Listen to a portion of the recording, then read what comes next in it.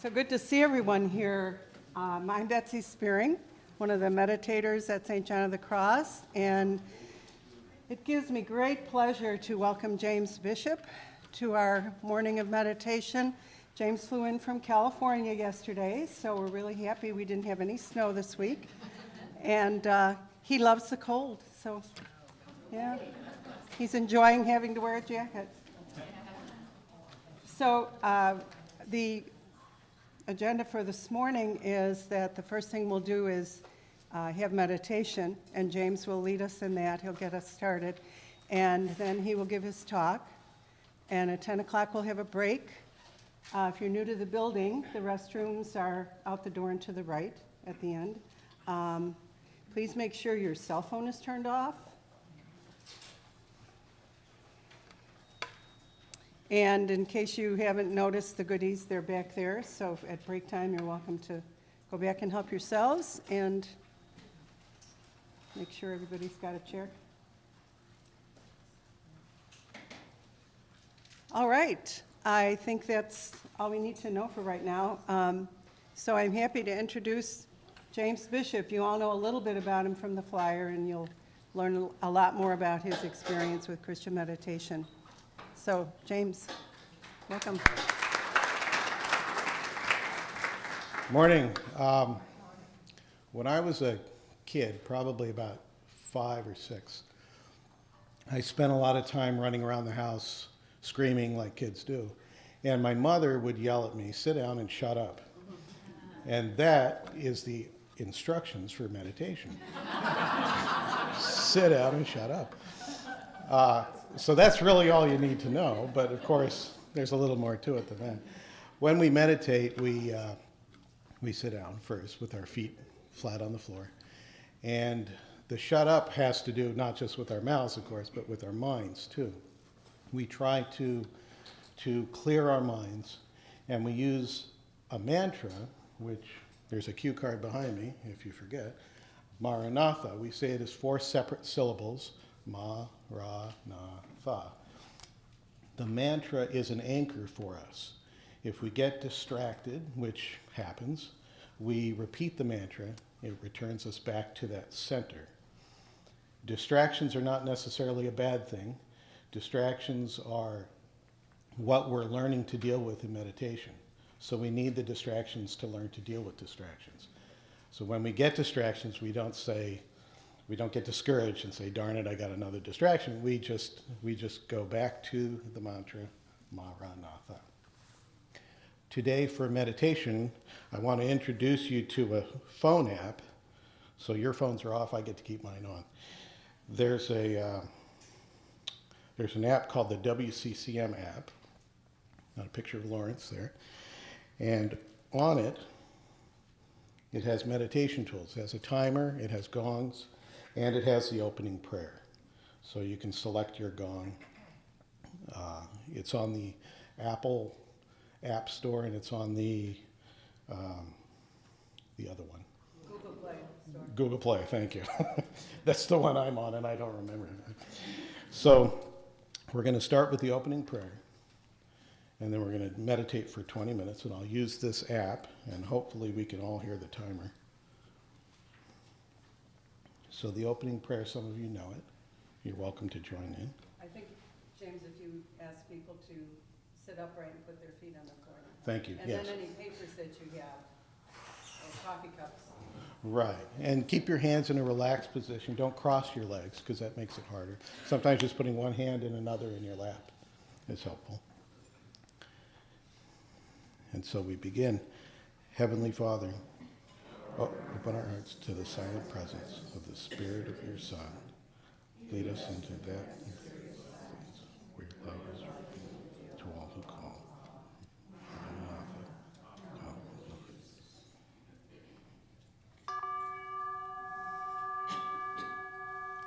As we receive the peace that comes from being in the presence of the Spirit, we give that out to the world. And we're thankful for the gift of peace that we receive from meditation. So It was nice. I don't know, Betsy, what's next on the agenda. You're talking. Oh. Well, that takes care of that. Okay. By the way, Daniel called, so I don't know if he made it in or not. We'll check. Okay. Yeah. Is your mic on? Yes. Is it not loud enough? No. It's fine? Okay. Okay, I turned it off during meditation because it was squealing. So, okay. Well, I guess I'm talking, so that's next. Wow. When I was, I'm going to start from the very beginning and kind of tell the story that brought me to meditation, and then I'll talk a little bit about what meditation did for me. So, my mother was 15 when I was born. She was very young. And so her mother sent my mother to a convent to have me. So I was born in a convent. And my father was also young. He was about 17. I was adopted out to a family in Orange County, California. And I had some neurological difficulties when I was younger. My grandmother had tried to abort me 3 times, but I'm just tenacious and I wouldn't let go, so I came out. But yeah, I had a lot of medical issues and neurological issues, and I was on a lot of medication. When I was very young, I was taking antipsychotics already. I was taking antidepressants, and I was taking Ritalin. And that taught me a lesson. It wasn't a very good lesson, but it taught me that you can fix things by medicating. And that lesson stayed with me through life. When I got to college, I had already started to show signs of obsessive compulsive disorder, and I decided to get some peace in my life. I would medicate because that's what worked when I was younger. So the first thing I did, my first day in college, I went out and bought a bottle of scotch. Very cheap, bad scotch, by the way, but I drank that whole bottle and I felt peace that I hadn't felt in a long time. So that was the beginning of what was to develop into very bad alcoholism for me. I continued to drink more and more. I started to have trouble staying awake in class in college. So again, I went back to what worked before, and I found over-the-counter medications, pills. I was taking caffeine pills, no-dose pills, usually about 5 or 6 that would keep me awake, and Dexatrims, which at the time had, I forgot what it's called. It had a stimulant in it. And that would keep me awake in class, so I could be drunk and I could be wired at the same time. And of course, that only lasts for so long, and after a while, I started to get dizzy spells. Miraculously, I was able to graduate, so I had my degree. I left college and started teaching. And while I was teaching, I had stopped taking the stimulants so that the dizzy spells would go away, but I was still drinking. And I continued to drink to the point where I started to develop paranoia. And I was working, at this time I left the college, I was working in the private sector for a company that did a lot of military contracts, which, let me tell you, is not the place to have paranoia. It's bad enough. You develop it anyway working for people like that, but it just got worse. So I drank more and more because the nature of that drug is it takes more and more continually to still get the effect. And I started to have a lot of health problems. I was passing blood. I was on a respirator. I was going to the hospital to get iron injections. But that wasn't enough to stop me, of course. I was still drinking. And at this time, I was drinking about 4/5 a day. And I'm surprised that I functioned as well as I did. I often wonder if I would have functioned, how much better I would have functioned without drinking. So, as often happens with an alcoholic, I eventually got arrested. And when I got arrested, they could tell, the police could tell that there was something wrong with me. So they put me on psychiatric hold, 72-hour psychiatric hold. And they tested me, had a psychiatrist come in and test me. And they determined in addition to alcoholism, I had obsessive compulsive disorder. And they offered to medicate me. Well, since you just took my alcohol away, of course I'm going to take medication. I'm happy to do that. So they medicated me and they sent me to the California Substance Abuse Treatment Facility for a 10-year stay, which is what I needed. It saved my life. Now, the Substance Abuse Treatment Facility it works in conjunction with a state prison. So there's two facilities next to each other. And just the facility that I was in had 10,000 inmates in it. So that's the largest addiction treatment center in the world. And it gives you an idea of the rate of incarceration that we have, not just in California, but in our country. There are about 10 million people worldwide who are currently incarcerated. And when you think about countries that incarcerate their people, and you think percentage-wise, you may not think the United States is even close to the top of the list. You think of countries like North Korea, Iran, China, and so on. We beat every one of those countries in our incarceration rate. We incarcerate more as a percentage of our population than any other country in the world. And that's shocking. I had no idea until I did the research and looked into it. That's amazing. In the facility that I was in, like I said, there were about 10,000 people, and that was the half that was the substance abuse part. There's the other part of the facility, which was the prison. There are 33 prisons in California alone. So that's just one of the 33. It's like a city right there, 10,000 people, plus the other half. That's an enormous number of people who are incarcerated. About 1% of a little over 1% of Americans are currently in a detention facility. Almost 1 in 3 are under the supervision, 1 in 35 are under the supervision of some Department of Corrections.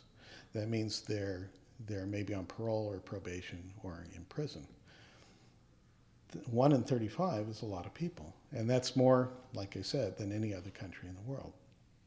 So I was in this facility, and there's a couple shocking things about this place.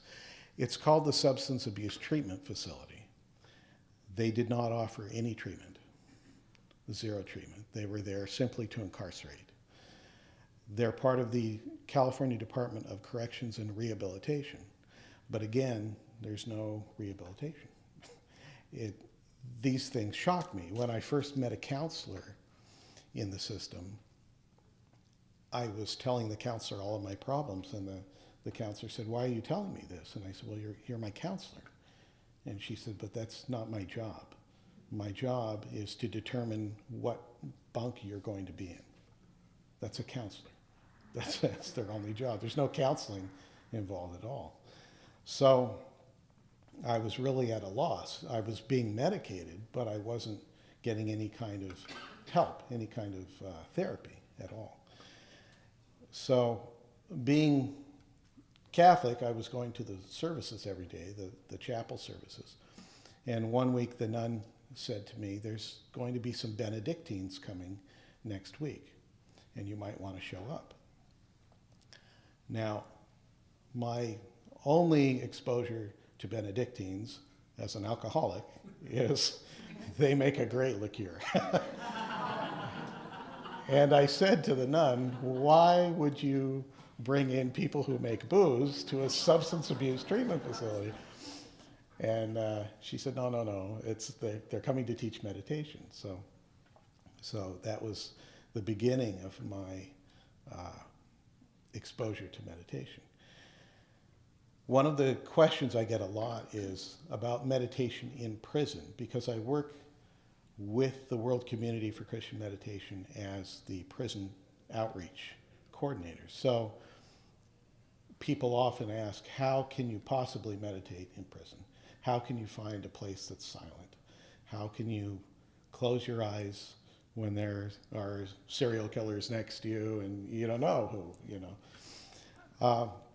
There are times that are quiet in prison, but even despite those times, when the noise level can get so high, when you begin to meditate, it kind of drones, and then you just don't pay attention to it after a while. So it is possible to meditate in what would normally be really bad meditation environment.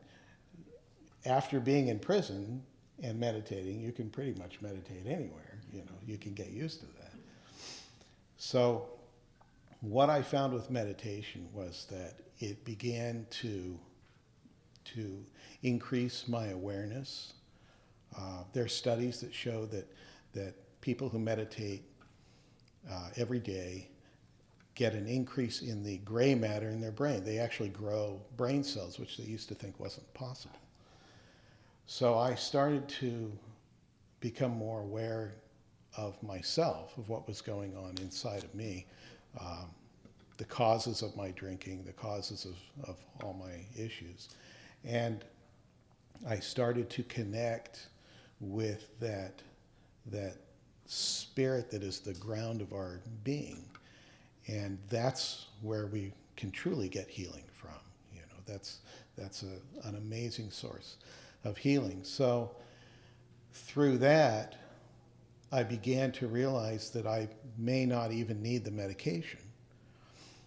And boy, they fought with me on that. They really wanted me to keep taking the medication. And I eventually convinced them to taper me off, and found that I could deal with anxieties that came up much better having meditated. The more I continue to meditate, the easier it is for me to deal with anxieties, with anything that comes up. So now, the medication they put me on was supposed to be for 1 year. I was taking it for 6 years because they had no therapy for me. Once I was able to get off of the medication, and that was in 2007, so I've been without the medication since then. And it's not a cure-all that anybody can stop taking medication, but it certainly helps connect you, first of all, with that source of healing that is there, and it helps you deal with distractions and anxieties and things like that. So it's very, very healing. And for me, it was life-changing. I was able to put my life back together. I was able to rejoin society. And I honestly believe that meditation can help a lot of people in prison when they get out. So it reduces recidivism. It keeps people grounded, and it allows them to deal with life circumstances without going back to drugs, alcohol, or whatever it was they were doing before. So that's why I work within the community to help take the message of meditation into prisons and teach prisoners to connect with that, to get that healing. So that's what I do. Is Daniel here? Yes, he is. He's in the corner. Oh, there's Dan. Daniel is one of the people that I wrote to when when he was in a California prison like I was. So this connection that we have to other people, bringing healing to people, is so rewarding. You know, not just for them, but for me as well. The issues that I've had to deal with, the mostly psychological issues that I've had to deal with, and the physical issues still remain to some degree. I still have anxieties that I deal with, but I deal with them without medication, without alcohol, and without any kind of over-the-counter drug abuse. So those issues, we're able to handle those things. We're able to handle whatever life throws at us much easier with the practice of meditation, because meditation is all about dealing with the distractions that hit us while we're meditating. I often tell people, when you meditate, think of the distractions while you're meditating like weights in a gym. You need the distractions to learn how to deal with the distractions, just like you need the weight in order to get any kind of exercise. In that light, getting distractions while you're meditating is not necessarily a bad thing. It's a way to build and grow in your meditation, a way to learn to deal with those distractions again. So there's no bad meditating. If you sit quietly for 20 minutes, you've meditated. Even if you have distractions, you've meditated. You've succeeded at meditating. And that's important, because a lot of people get discouraged when they meditate. They get discouraged by the distractions. They say, well, I couldn't really meditate because I was getting distractions. Well, you were meditating, because when the distractions came, you said, oh, I got a distraction, and you dealt with it. You went back to the mantra, and you dealt with it. So one aspect of meditation that really kind of hit home with me on my flight over here, the gentleman next to me noticed my headphones. I have kind of these little fancy wireless headphones. And he said, oh, do you have noise cancellation? And the first thing I thought of was, well, yes, I was divorced 20 years ago. That's noise cancellation.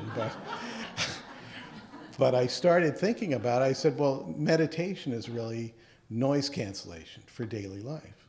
That's what we're doing. We're kind of dealing with the noise that's there and canceling it out in a way, so that we can have greater clarity and focus and concentration even, but that we're able to find an inner peace that we otherwise wouldn't have because of all the noise in the world.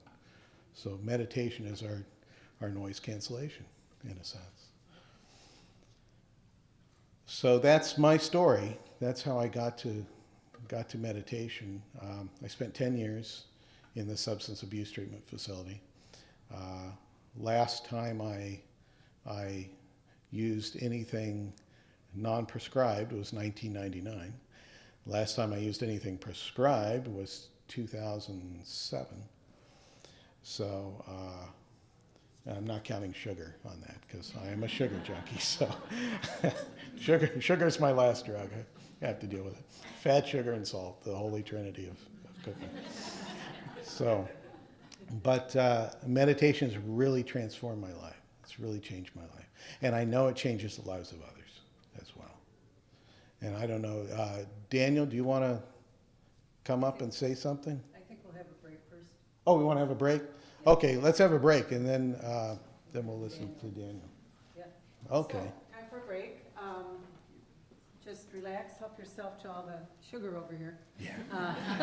Fat, sugar, really and good salt. stuff, yeah, fat, sugar. Probably not a lot of salt, but the other two. And so we'll break for 15 minutes, and then when we come back, we will have another meditation period before we hear from Daniel, and then be time for questions and answers.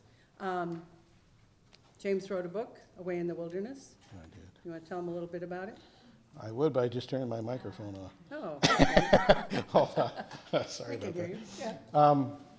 you. Yeah. While I was in prison, I read The Rule of Benedict every day. And I did the Liturgy of the Hours, and I read the Rule of Benedict. And in the rule, what I found was some very interesting parallels between monasteries and prison. They're remarkable. And I mentioned to Lawrence once the similarities, and I said, I imagine the only difference is that the monks are better behaved than prisoners, and he said that's not necessarily so. But when I was out, Lawrence asked me to write a book about the rule, and I learned as a child that when a priest tells you to do something, you do it. So I wrote the book, and he mentioned to me he didn't actually expect me to write the book.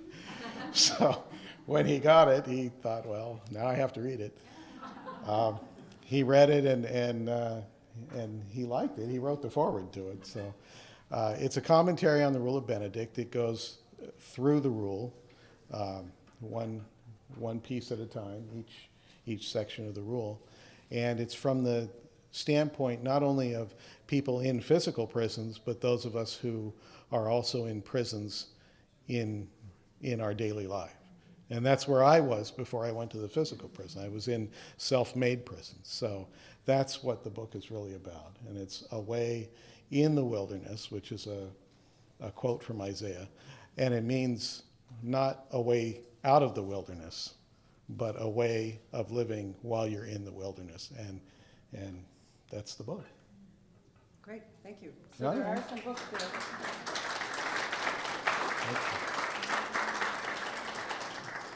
And we'll be back. Let's go eat fat sugar. Can you hear me? Okay, good morning. My name is Daniel Fox. Yes, I was in prison. I'll get to that in a minute. Brief history of my life. I was born to two faithful Catholics, Robert and Mary Fox. I was born in Aurora, lived there for 2 years. Then we moved to Bolingbrook. I lived in Bolingbrook for the rest of my time until I was 19 years old.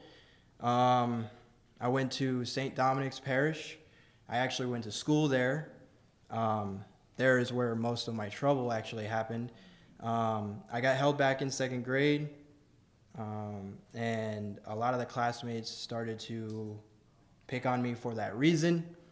I started to get down on myself, but I was a more shy kid. I would not outlandishly just take it out on people. But to see how serious it was, I was in 7th grade when Columbine hit. And I remember the morning that tragedy actually happened. I walked into the classroom, and all the girls were looking at me. They watched me put my backpack away. They watched me put my jacket away. They watched me all the way till I went to my desk, and they stayed there and stared. So recess happened, and yes, in 7th grade in Catholic schools, you still have recess. I asked one of she wasn't really a friend, but I trusted her, and I says, why was everybody looking at me, especially the girls? And they says, you don't know what happened? Columbine happened. And I says, yes, I see that on the news. Yes, some guys came in and shot up a school. What does that have anything to do with me? They were made fun of. That's the reason why they shot the school up. And I says, so what? You thought I was going to bring a gun to school and shoot you? And she goes, I didn't think that, but that's what they were thinking. And 8th grade happened, and in 8th grade, all of my classmates had a unanimous decision. They always have this thing at the end of the school year, when you're about to graduate from 8th grade and go to the high school, what you think your classmates will be more likely to be. I was elected unanimously to be a Catholic priest. Why? Because I was enamored with the faith as a kid. I received all of my sacraments all the way up to confession. I even went to Joliet Catholic Academy for 1 year. Then I ended up transferring to Bolingbrook High School only because it was easier. I have 2 brothers. One passed away on my birthday in 1991 due to SID syndrome. I actually have another brother who is 2 years younger than me who lives in Joliet and works for a concrete company. He currently has 2 kids right now and 1 on the way. not very religious anymore. He's like me. When I got to high school, the church went to the back seat. And that's basically where a lot of my problems started. I started to listen to the friends that I had in Bolingbrook High School, public school, and didn't really necessarily care about church anymore. So I ended up at 19 graduating from high school and going to the United States Navy. I went to boot camp, Great Lakes, right around the corner from my house. Went to A school, again, Great Lakes. Stayed there for about a year, then got stationed in San Diego. Got stationed in San Diego in 2007, and I was there all the way up until I got arrested in 2009, and stayed in California for 8.5 years after that in a state penitentiary. I was always in trouble in the Navy. I don't know why I thought this, but I thought, oh, it's the Navy. I'm going to get, no trouble, whatever, structured environment. Nobody's going to know about me. Yeah, 2 months later, after I got put into my ship, I started to get mad. That was my problem. I started to get mad. I couldn't let anything go. I started arguing with my superiors. I started to curse at them. At some points, I would even get physical. It wasn't in my DNA as a kid, but when I got into an adult, something snapped, and all things went out the window, and I turned into a violent person. Very violent. I ended up getting sentenced to, like I said, 10 years. After I got sentenced in 2010, I went to what's considered a reception yard. And the reception yard is basically where they just throw all the newbies into one prison, and they try to figure out where we're gonna put you. California at this time in 2010 was severely overcrowded. They were so overcrowded that they couldn't even keep their inmates in their own state. They ended up sending me to Arizona. Why, I don't know.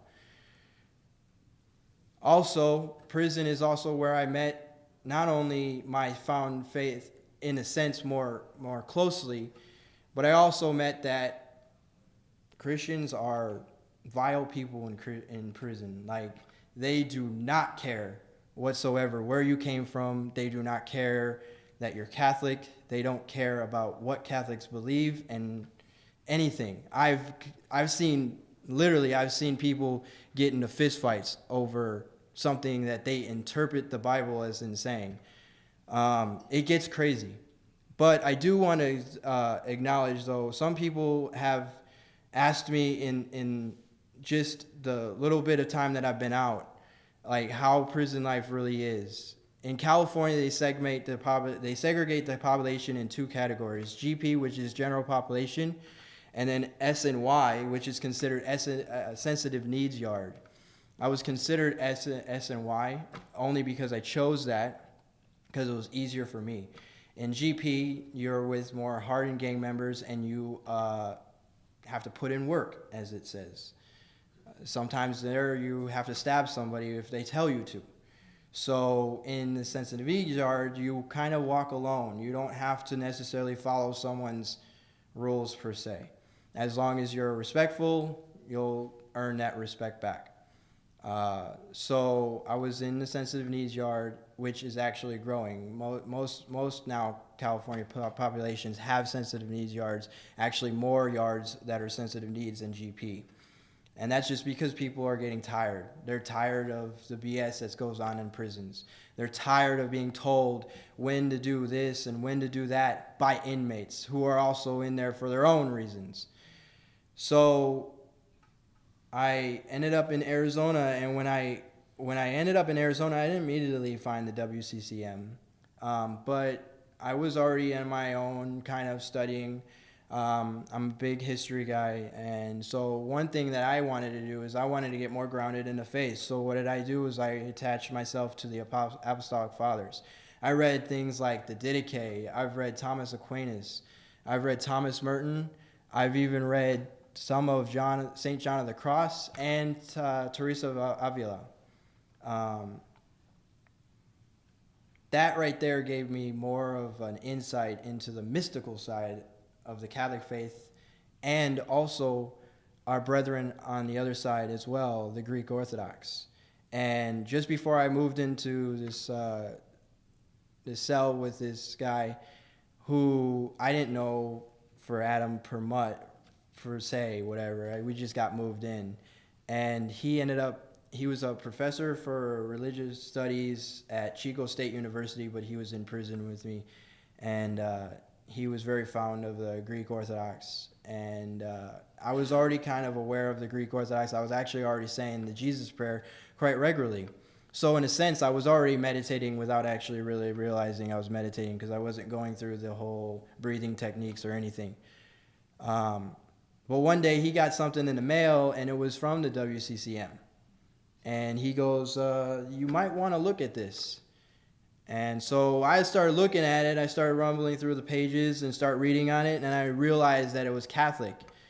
And so one of the things that happened was Mr. Bishop's book was also there. So I got a copy of his book, and I started reading it. I read it from cover to cover probably about 2 times. And I got enamored with the WCCM. I started to get things sent from, them to me, to prison. I also met Mr. Bishop. I actually reached out to him. He had his contact information in his book, and I actually wrote just to start some type of correspondence. Immediately off the bat, though, I started meditating in prison after I started to realize what the WCCM was and is. And at first it was difficult because I had to deal with my own problems and struggles and things of that nature, so the distractions would come up and I would have to try to flesh it out. But when I did actually meditate, I always bring this out, is that every time I would meditate early in the morning before everybody's up. So when the doors would open and we would be able to go out and do our normal days, whatever we were going to do that day, play cards or whatever, I had this sense of peace for the whole day. So in a sense, my anger would dissipate. There wouldn't be times where I would be wanting to lash out at a guy for bumping into me or saying something the wrong way. Now, when I was in the Navy, I would do that kind of thing. I would lash out. I would, stand up for myself. Meditation gives me the sense of peace that nothing else has. I've always tried to find different avenues to deal with my anger, and the one thing that I always end up gravitating around towards is meditation. Meditation is basically the key in my whole recovery of being, basically anger management. I even grabbed it with me to the other prison that I actually got transferred to just before I got out, which was dorm setting, which is a little bit more interesting because you're not necessarily enclosed in a space with just one person or 2 or 3. You're actually enclosed with 88 people. So you have to kind of form around that. But like I said, I learned to adapt, and I meditated at night when everybody was asleep. It's possible. It's just finding the time that's right for you. For me, it really didn't matter because at that prison, I ended up having a job anyway that was a night job, so I could come back from my work, which would be like 2 or 3 in the morning, shower, and meditate before I go to sleep. By then, it's dead quiet in the dorm. Everybody's asleep. So it was quite easier for me to find that time, but others not so easy. But I did reach out to other inmates while I was there. I would tell them that, meditation is a technique not only for Buddhists, not only for, Zen, but it's a technique for Christians as well. I would even tell Christian brothers from non-denominational churches that they could still meditate, and that meditation doesn't necessarily have to be on a soul scripture passage that you read or whatever. It could be just a one word thing. And I had people start thinking about really meditating. I even told them, I says, you don't have to use the traditional or the standard Maranatha chant. You can use a different chant. You can use something that's more easy, something that is easier for you to follow with the sequence so that you could properly meditate. At some prisons, we actually started a meditation group. We would actually go to the chapel in the morning, and it would be our time, so it would be quiet, and you can meditate.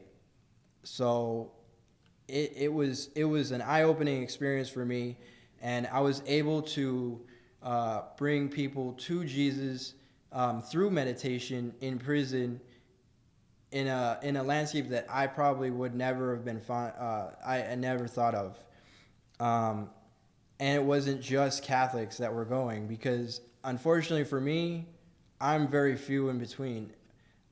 In prison, Catholics, there's not very many English of us. Not many English-speaking Catholics go to church. It's the truth. Most of them are Hispanic. So for me, a lot of the people that I ended up having to associate with were non-denominational Christians.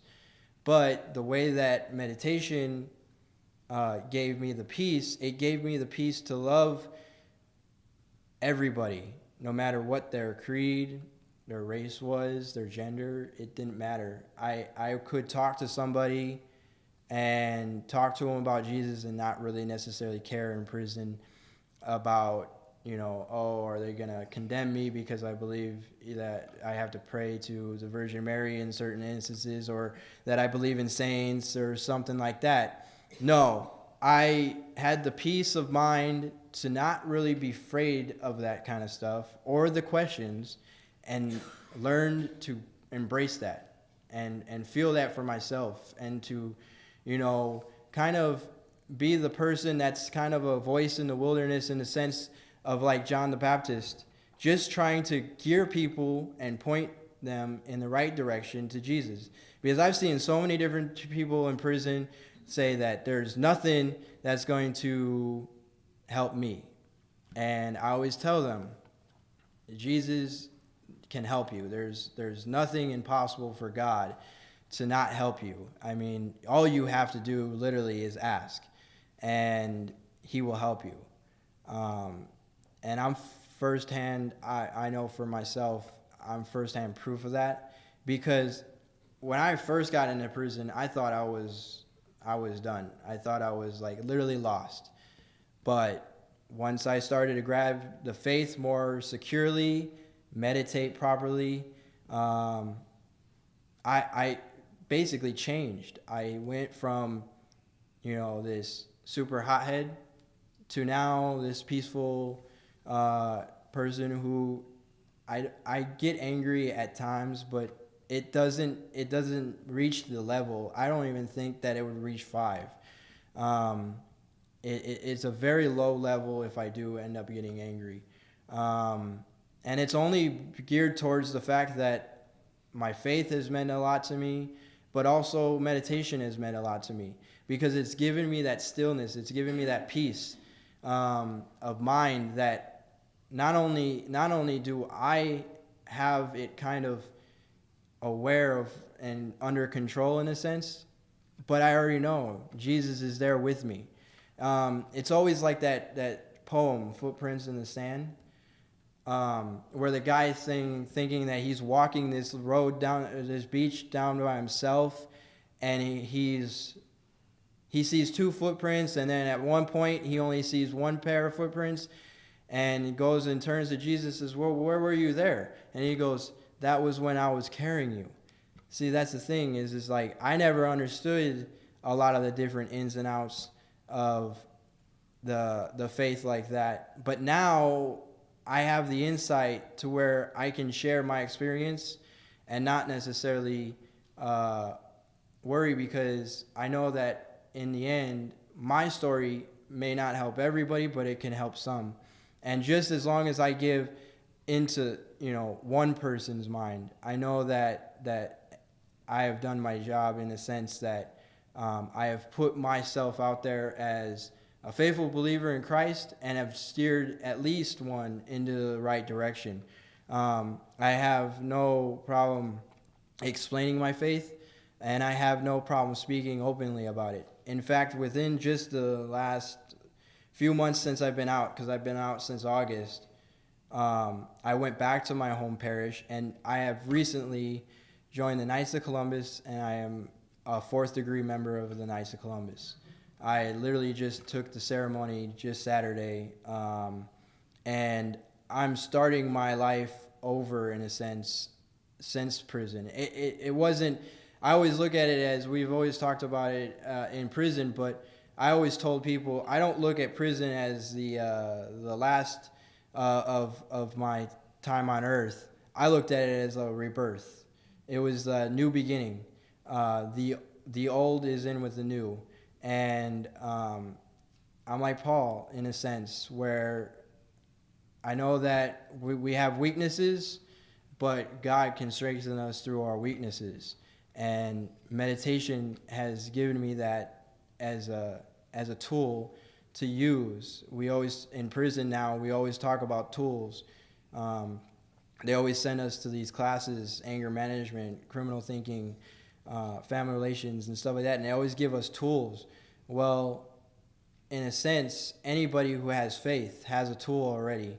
And one of those tools for our faith is prayer, meditation, and just the reading of the daily readings for Mass.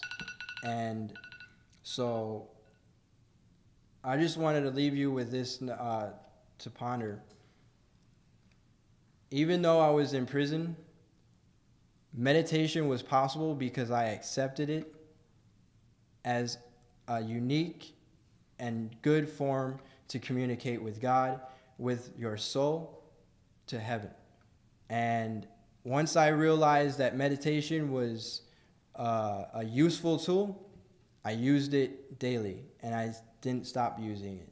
And I want to thank you for the time to share with you, and God bless.